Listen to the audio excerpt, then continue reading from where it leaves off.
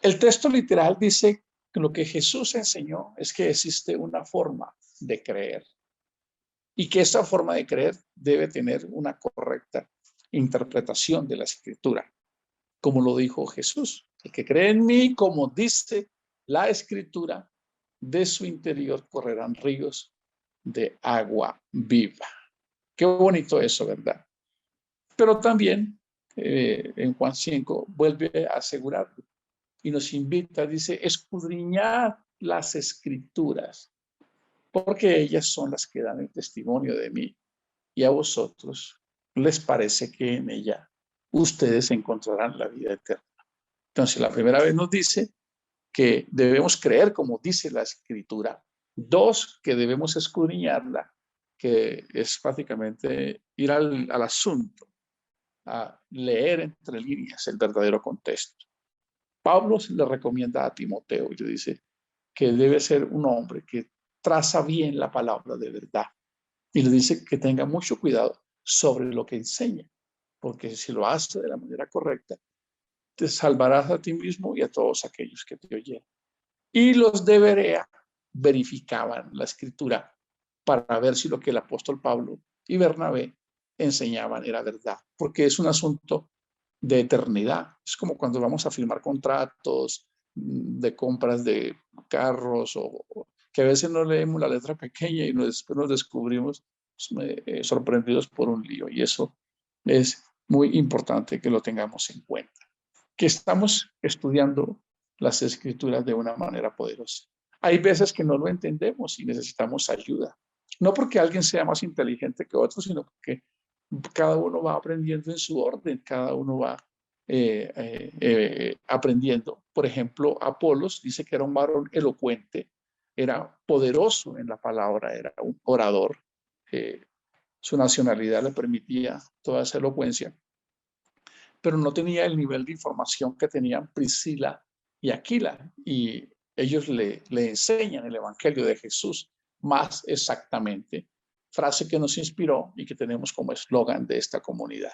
Enseñamos el Evangelio de Jesús más exactamente. Siempre deseosos de aprender, siempre deseosos de escuchar a alguien que nos ayude a ver algo que no estemos viendo, porque lo necesitamos. Ustedes recuerdan también al etíope, venía de adorar a Jerusalén, leyendo el capítulo 53 de Isaías, y Dios, que conoce todas las cosas, obra para que suceda algo maravilloso. Y Felipe, el evangelista, se acerca y le pregunta, ¿entiendes lo que lees? Ante lo cual él responde, ¿y cómo voy a entender si no tengo quien me explique? Así que alguien me explicó a mí, alguien me enseñó a mí, me llevó hasta un momento en que yo vi que ya no me podían dar más, así que noté que habían cosas y dediqué mi vida a estudiar. Ahora llevamos 3 años aquí compartiendo con ustedes, debatiendo, dilucidando, interpretando, y ahora ustedes están listos para dar este mensaje. Estamos emocionados porque estamos entendiendo cómo se maneja uno de los temas más espinosos, más ruidosos, más abusados, pero que además se ha convertido como en el talón de Aquiles de la predicación del Evangelio, porque se hacen comentarios peyorativos, burlones, despicientes, como tener una iglesia es un buen negocio, eh, temas como que se trabaja para el pastor o que le engañan a la gente, y lastimosamente hay mucho a favor de esos comentarios que se hacen por desconocimiento. Vamos a partir de la buena fe, de que quizás no se logra interpretar el texto y no se logra entender. Al final, como dice Salomón, Salomón dijo algo muy poderoso. Dice, el fin de todo discurso. Escuchen la frase que Salomón dijo. El fin de todo discurso. Siempre les he dicho que la versión Reina Valera no nos trae realmente el significado.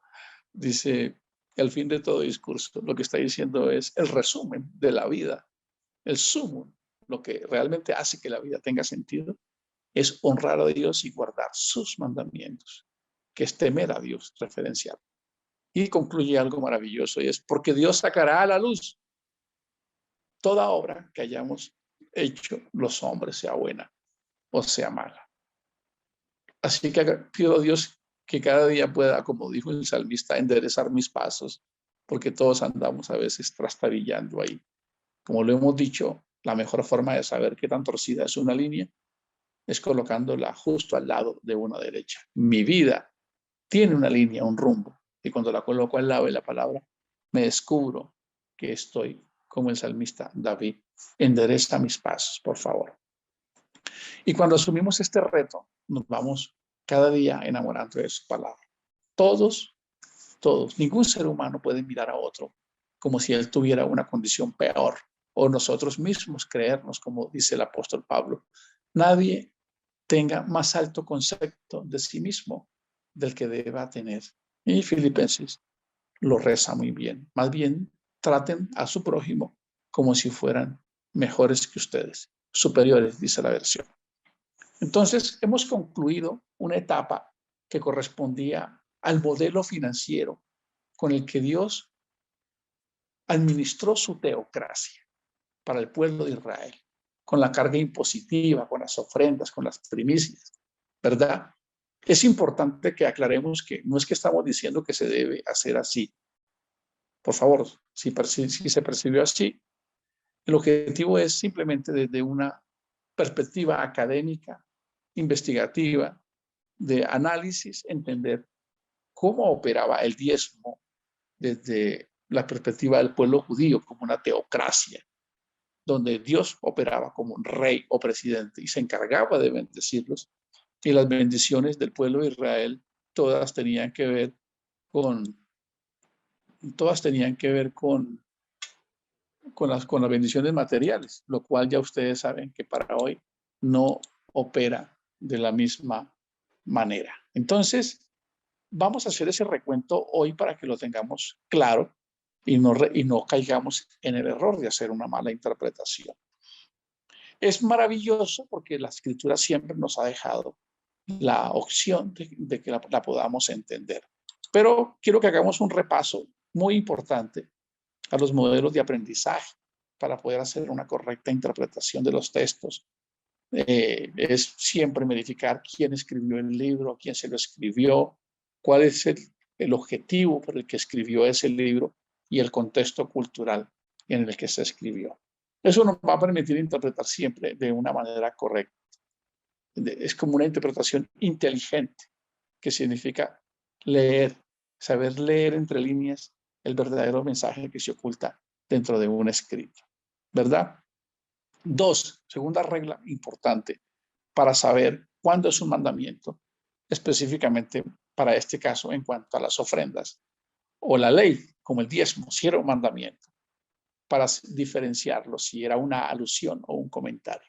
Entonces también aprendimos que si queremos establecer, como en el caso de Jacob o en el caso de Abraham, la primera vez que diezmaron o las ofrendas, se pregunta si eso era una demanda de Dios. Es un poquito confuso cuando uno dice una demanda. Realmente era reclamar. Es cuando se dice una demanda de Dios, es cuando Dios reclama un derecho para él y pone una ley. Entonces se pregunta, ¿era un mandamiento? ¿Era una demanda de Dios? Dios estipuló una cantidad en ese mandamiento. Dijo, debe ser el 10%, o como muchas veces lo habló, una cantidad, un efa, ¿cierto? Él siempre estipulaba, o cómo debía ser la ofrenda. Y viene algo que es importante, que es la estipulación. Como cuando ya se los he dicho, se llevaba el macho cabrío o el corderito de un año que fuera sin defecto, que no tuviese quebrado ningún hueso, esa estipulación. Pero había una instrucción de frecuencia. Si había una instrucción de frecuencia para que un predicador pueda decir, mire, aquí hay un mandamiento de Dios, porque Él lo puso como una demanda, Él lo puso con una cantidad, dio unas estipulaciones precisas y estableció una frecuencia. Con ese nivel de interpretación no vamos a estar sacando textos huérfanos. Y por último, quiero que esto lo aprendan porque les va a servir para todas sus vidas. Lo comparto con mucha alegría porque son a todo lo que he podido concluir después de 32 años de estar estudiando esto que les estoy compartiendo, estas normas de interpretación. Y tiene que ver la forma en que se interpreta todo lo que nosotros leemos, que se habla de 4 aspectos importantes, que es el sentido llano o entendible, lo que es la alusión, lo que es un comentario y lo que es el mensaje oculto o el metamensaje. Todo esto sale de estar investigando y aprendiendo de cómo los judíos interpretaban las culturas, la etimología, toda la ciencia, la filología. Entonces vamos a entender esto. Es importante que lo recuerden, que lo aprendan, por favor, porque eso les va a dar una forma muy precisa de estudiar un texto. ¿Qué significa el primer punto? Un sentido ya. Yo sé que ya se los he dicho, pero es que si no lo repito no lo vamos a aprender. Y recuerden que la norma es estas palabras, las repetirás al levantarte, al acostarte, al ir por el camino. O Pablo dice, no me canso de repetirles, porque es aquí donde hay una base, hay una laguna muy grande en el cristianismo de leer textos huérfanos sin tener el prisma completo, la cosmovisión completa. Entonces, el sentido llano es eso perceptible que cualquiera entiende en una enseñanza, que yo sé que ahí cometo muchos errores porque a veces digo palabras que no las explico y se quedan perdidas porque no quedan capturadas dentro del sentido llano. Sentido llano es cuando es un lenguaje coloquial que todos entendemos. Siempre hago el mismo texto. A los que aman a Dios, todas las cosas les ayudan a bien. ¿Quién no puede definir que eso es un sentido llano y entendible? Yo amo a Dios, si me pasa algo, Él me ayuda. Al final todo está en el control, lo puedo entender. Sin embargo, ese texto tiene algo oculto que se complementa cuando se lee todo, porque tiene un contexto donde dice a los que llamó, a los que escogió, llamó, a los que llamó, justificó, a los que llamó, santificó, y a los que santificó, glorificó. Primero le hace un contexto, después dice a los que aman a Dios todas las cosas les ayuda bien. Y en el pretexto, en la parte adelante del texto, dice los que conforme a su propósito son llamados. Si yo leo solamente la primera parte, de a los que aman a Dios todas las cosas les ayudan a bien, me quedo sin el mensaje oculto, el metamensaje. Meta, más allá. Mensaje, es decir, el mensaje que va más allá del texto.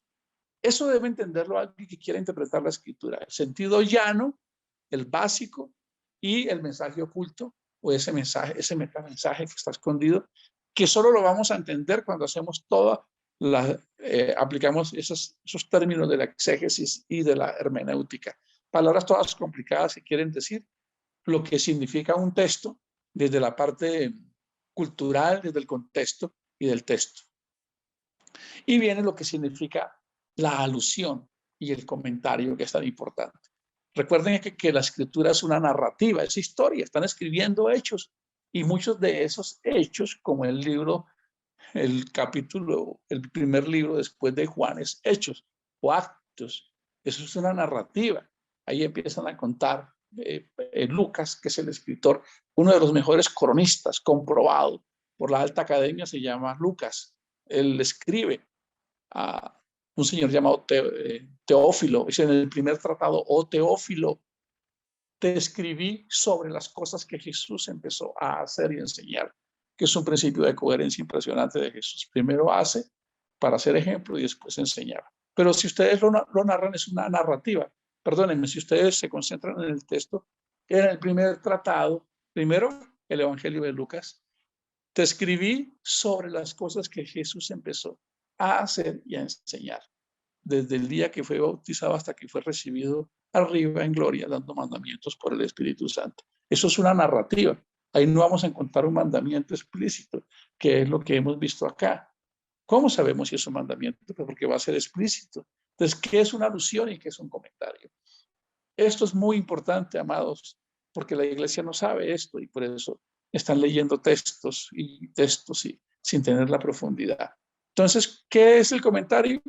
El comentario narrativo es, por ejemplo, cuando Abraham, después de que escucha la noticia de que su sobrino Lot fue llevado cautivo por los reyes de Sodoma y Gomorra, perdón, por los reyes, por el rey Kedorlaomer, se va, este rey vence a Sodoma y Gomorra y se los lleva a todos de esclavos, se llevan el botín, y Abraham, respaldado por Dios, va y vence a esos reyes, es un milagro, y rescata a Lot, y de ahí coge todo ese botín, todo ese dinero que él recuperó, lo trae y por algún hecho insólito se aparece un personaje de nombre Melquisedec.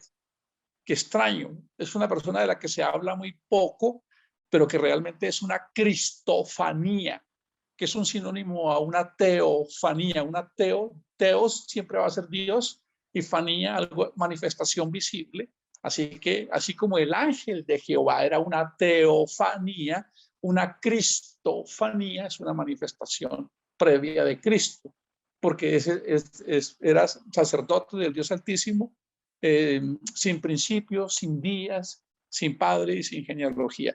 Él está escribiendo ahí, porque es una historia. Dice que Melquisedec sale a reconfirmar que es Dios el que le ha dado a Abraham la posibilidad de ganar esa guerra, y él como sacerdote, Melquisedec, le da pan y vino a Abraham. Y entonces el escritor dice, y Abraham también le da los diezmos. Está él ahí narrando lo que está pasando. Eso es lo que se llama, eso es un comentario. Él está haciendo ese comentario, está narrando eso, ¿de acuerdo? Y ahora cuando nos vamos para saber qué es una alusión, debemos irnos a Hebreos 7, que es importante que lo leamos, porque en Hebreos 7 se habla sobre un sacerdocio nuevo, y eso es importante que lo tengamos en cuenta. No todos nosotros debemos ser conscientes que Pablo era un judío. Pablo era un judío ortodoxo, conocedor de la ley. Él fue criado a los pies de Gamaliel, de la tribu de Benjamín, así que él sabía que que la ley se había dado a los levitas, que el diezmo se había dado a los levitas, que eran instrucciones muy precisas. Él dice, en cuanto a la ley fariseo, él era un conocedor impresionante de este tema, ¿de acuerdo? Entonces él nunca va a decirle a una iglesia que diezme, porque él tiene la claridad de esa parte. Lo que hemos tratado de entender cuando hacemos un análisis por qué las iglesias diezman, es porque quizás no encontraron otra forma de establecer cómo financiar la obra misionera, la obra de la iglesia. Podríamos pensar que se obedece a eso, pero vamos a ir mirando la historia. Esto es importante que lo sepa todo el mundo, porque si no hacemos una interpretación, he visto a presidentes de grandes iglesias simplemente haciendo comentarios, no, pero es que la palabra diezmo aparece en el Nuevo Testamento. Sí, el Nuevo Testamento habla del diezmo. Escuchen cómo se expresa esa palabra. Habla, sí, en alguna medida tiene razón, pero surge la pregunta, estas reglas de hermenéutica y de interpretación que ustedes tienen, los van a elevar porque usted dice, pero ¿es un comentario? ¿Se dan cuenta? ¿Eso es un comentario o es una alusión o es un mandamiento? ¡Wow! ¡Qué derroche! Poder tener esa claridad cuando leemos un texto. Pero he visto a grandes predicadores, grandes líderes decir, pues la verdad es que la palabra diezmo sí aparece en el Nuevo Testamento, entonces quiere decir que es así. Y es lo que vamos hoy a ir empezando a meternos en este tema de cómo se manejaron las finanzas de la iglesia. Porque el sacerdocio levítico pasa y viene un sacerdocio distinto, que voy a retomar justamente el comentario de Melquisedec para ver qué fue lo que pasó. Y que aquí no hay un mandamiento, sino que hay una alusión. Hace 2000 años atrás, Abraham estaba por allá dando espadas y ganando guerras, y el escritor escribe esa historia, y ahí le queda como un comentario todo lo que pasó. Y ahora pasan 2000 años de sacerdocio levítico, y el escritor a los hebreos le escribe esta carta a un pueblo que quiere seguir en la ley, que quiere seguir guardando la ley. Y él les dice, pero ustedes no han entendido que el sacerdocio levítico tenía un cumplimiento, eso era sombra de lo que había de venir, todo apuntaba a Cristo. Ahora tenemos un mejor sacerdocio, y ese sacerdocio no es de la tribu de Leví, ese sacerdocio es del orden de Melquisedec, que es un orden eterno, de donde vimos a Cristo, cristofanía. Y eso está en el libro de los Hechos.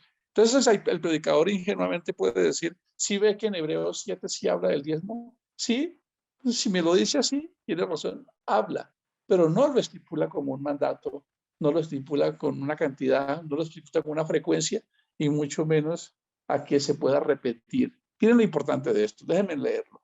En Hebreos 7 dice, el sacerdocio de Melquisedec, dice, porque este Melquisedec, él está hablando, cerrando desde el capítulo 6, dice, rey de Salem, Salem es Jerusalén, sacerdote del Dios Altísimo, que salió a recibir a Abraham, que volvía de la derrota de los reyes, y le bendijo.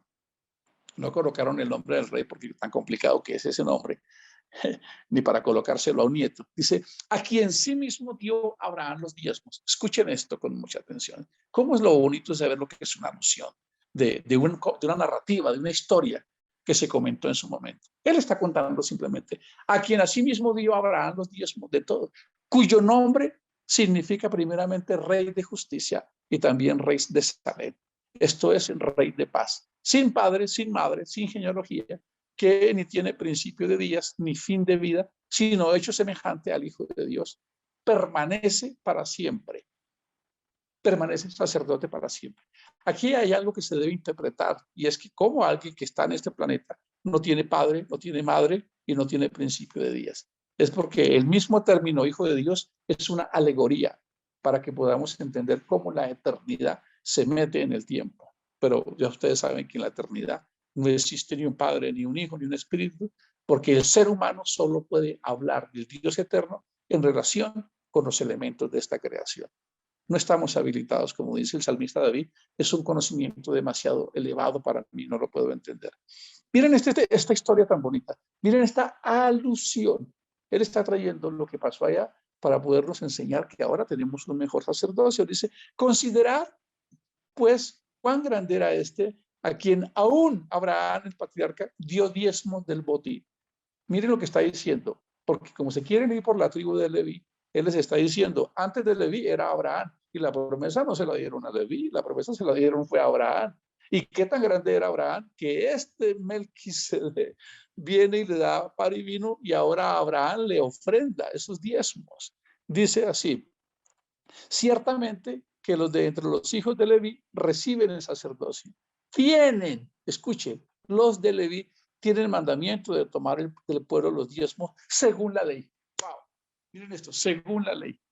Es decir, de sus hermanos, aunque estos también hayan salido de los lomos de Abraham. Es decir, del tataranieto que era Abraham. Abraham, Isaac y Jacob, recuerden. Abraham, su hijo Isaac y Jacob, que es de donde nacen las 12 tribus de Israel. Dice, pero aquel cuya genealogía no es contada entre ellos, es decir, no viene de esa línea, es de otro orden, tomó de Abraham los diezmos y bendijo al que tenía las promesas. Para entender que Melquisedec es más grande que el sacerdocio levítico de donde viene la ley y los diezmos. ¿Cómo les parece? Y sin discusión alguna, el menor es bendecido por el mayor. Es decir, Melquisedec es más grande. Y aquí ciertamente reciben los diezmos hombres mortales. ¿Quiénes? Los de la tribu de Leví. Escuchen esto con mucha atención, que es muy poderoso. Pero allí, hablando de Melquisedec, dice uno de quien se da testimonio que vive. ¡Wow! Eso es muy poderoso. Está escondido ahí. No dice de uno que vivió.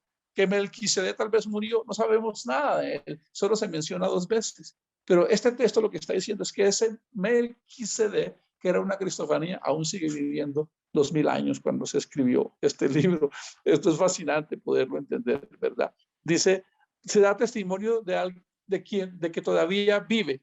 Y por así decirlo, en Abraham pagó el diezmo también Leví, que recibe los diezmos. Lo que está diciendo es que como Abraham, de Abraham viene la tribu de Leví, Abraham, Isaac y Jacob tuvo 12 hijos, Jacob engendró a Judá, a todo ese grupo de los que son los hijos de Jacob. Y miren esto tan bonito que es acá. Si pues la perfección, es decir, la justificación, fuera por el sacerdocio levítico, él está diciendo, porque bajo él recibió el pueblo la ley. ¿Qué necesidad habría aún de que se levantase otro sacerdote según el orden de Melquisedec y que no fuese llamado según el orden de Aarón? Aarón es sacerdocio levítico. Porque cambiado el sacerdocio, es necesario que también haya cambio de ley. Ya no estamos en la ley, estamos en la gracia. Por eso Pablo sabía esto de memoria. Este libro, para mí, este libro lo escribió Pablo. No hay alguien que hubiese tenido la suficiente información para escribir este libro. Así que Pablo, dejemos una opción de que no lo haya escrito, conocía este libro. Él sabía que la iglesia no era de sacerdocio levítico, por eso el lenguaje del diezmo ya no era vigente para ellos, sino lo que está diciendo, porque cambiado el sacerdocio, necesario es que también haya un cambio de ley. Y aquel de quien se dice esto es de otra tribu, de la cual nadie sirvió al altar, porque manifiesto es que nuestro Señor vino, ¿quién? Nuestro Jesús, nuestro Adonai de la tribu de Judá, de la cual nadie habló nada tocante al sacerdocio. Y esto es aún más manifiesto. Si a semejanza de Melquisedec se levanta un sacerdote distinto, no constituido conforme a la ley del mandamiento acerca de la descendencia, sino según el poder de una vida indestructible. Por eso ahí dice de uno que se dice que todavía vive, puede dar testimonio de él. Y entonces aquí viene algo maravilloso.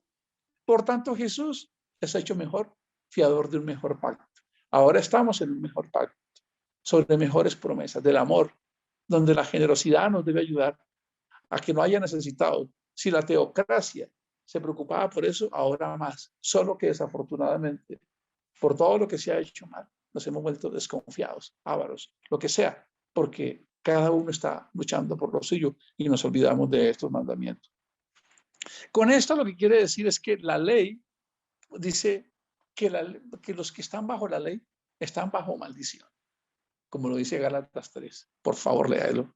Dice que todo aquel que decide guardar la ley está bajo maldición. La estipulación correcta lo que quiere decir es que la ley va a castigar al infractor y lo va a llevar a la sentencia, a la condena, y para el caso del pecador, a la muerte. Así que todo el que quiera guardar la ley va a estar bajo esa maldición de condenación de pecado. Todo lo que la ley decía era que un día llegaría Cristo, para que en Cristo, el término contable es, se le imputara, se le cargara toda la cuenta de los pecadores a él. Por eso el texto de Isaías 53 dice, él llevó nuestros dolores y Dios cargó en él todos nuestros pecados. Ese cargo es imputar, es una nota contable, como cuando dicen 8.000 millones de seres humanos están bajo la ley y todos pecaron y todos están dignos de muerte. Entonces, esa muerte que debería caer sobre ellos, ahora cae sobre Cristo y los deja libres. Por tanto, la ley ya quedó inoperante porque ya se cumplió la sentencia y se castigó en Cristo. Los 30.000 millones de seres humanos pagamos la deuda, Él la pagó por nosotros, así que dejó a la ley inactiva. Entonces, lo que Pablo está diciendo acá, en esta alusión, trayendo la enseñanza de que Abraham le pagó los diezmos a Melquisedec, está diciendo, sí, de Abraham vino Leví, pero era más grande Melquisedec porque Melquisedec fue el que bendijo a Abraham. Ya no se queden en la ley, no guarden la ley, no se queden bajo un proceso, quédense bajo una nueva promesa, un nuevo pacto de mejores promesas. Y para concluir hoy, porque todos esos 5 días los vamos a dedicar a este tema, ustedes ven que cuando en el Sinaí se da la ley, al pueblo de Israel se dan todas las leyes y los preceptos. El sermón del monte de las bienaventuranzas es la réplica para la gracia, pero ustedes no encuentran que en el monte de las bienaventuranzas Jesús dedique tiempo a dar ese tipo de enseñanzas porque Él coloca un código rector más alto, que es el amor, y el amor no busca dañar a nadie, no busca robar, no busca hacer nada, y nos deja un mandamiento extraordinario. Y bajo ese modelo es que nace el verdadero modelo financiero para la iglesia que fundó Jesús y que coadministró un líder llamado Pablo. No leer es peligroso porque te hacen creer lo que quieren. Te esperamos mañana a este devocional para que juntos encontremos la forma en que la iglesia manejó las finanzas dirigidas por el apóstol Pablo. Bendiciones para todos.